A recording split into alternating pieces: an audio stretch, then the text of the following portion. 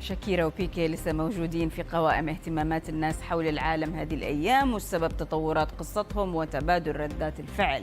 فمن بعد ما طرحت شاكيرا أغنيتها اللي قلبت الدنيا والمشاهدات واعتبرت انتقام موسيقي للنجمة من شريكها السابق اللي انفصلت عنه بعد 10 سنوات بسبب خيانته لها مع فتاة عمرها 23 سنة، فغنت شاكيرا وقالت كثير وقليل، ولكن من أبرز ما قالته: بدلت الفيراري بتوينغو والرولكس بكاسيو. بيكي حاول يمتص الصدمة والصفعة القوية هذه ويحولها لمكسب، فشفنا كيف راح أعلن عن تعاقد مع شركة كاسيو وطلع مدح في ساعاتهم وقال هذه ساعات تدوم مدى الحياة. وهذا الرد يبدو أنه ما كان الوحيد في جعبة اللاعب، فبعد فيديو كاسيو شفنا هذا الفيديو لوصوله لمقر دوري كينغز.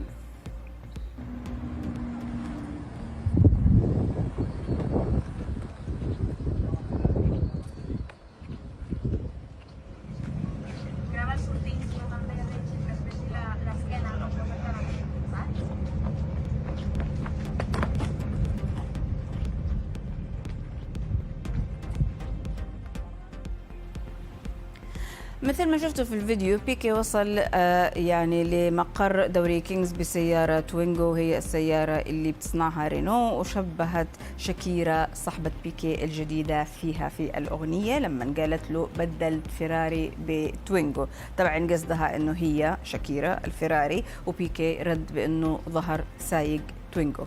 طيب، الدراما مو موقفة هنا ولا مقتصرة على الثنائي السابق، فالموضوع دخلت فيه كمان بيكي. فشاكيرا اللي بالمناسبة هي وأم بيكي جيران، مشغل الأغنية على العالي ليل نهار، ومو بس كده، فكمان حاطة على البلكونة المواجهة لمنزل أم بيكي ساحرة، وفي فيديو يوثق الموضوع.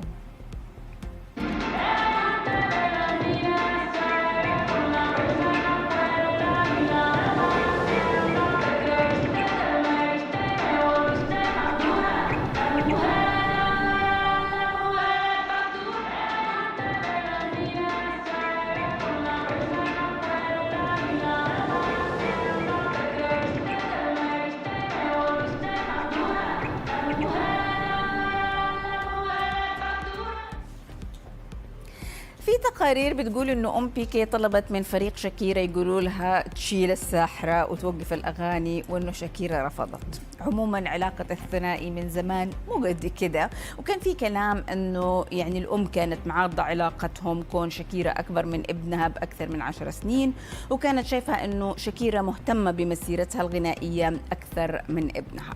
هذا غير انها من وقت ما ابنها صاحب البنت الجديده هذه وبدا يخرج معاها في العلن، وهي والعائله محتضنينها ومرحبين فيها تماما.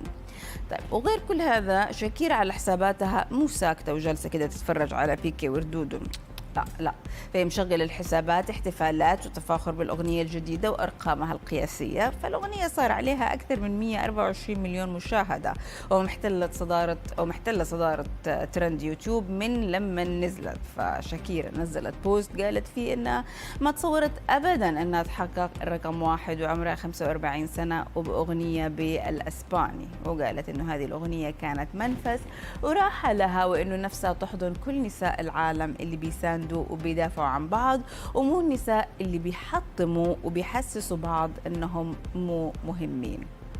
طبعا يعني لاحظتوا الدقة هنا. رجعت في بوست ثاني كمان شاكيرا وقالت انها مو مصدقة ان اغنيتها صارت اسرع اغنية اسبانية في التاريخ بتحقق هذه المشاهدات على يوتيوب، وقالت محتاجة احد يقرصني علشان اصدق.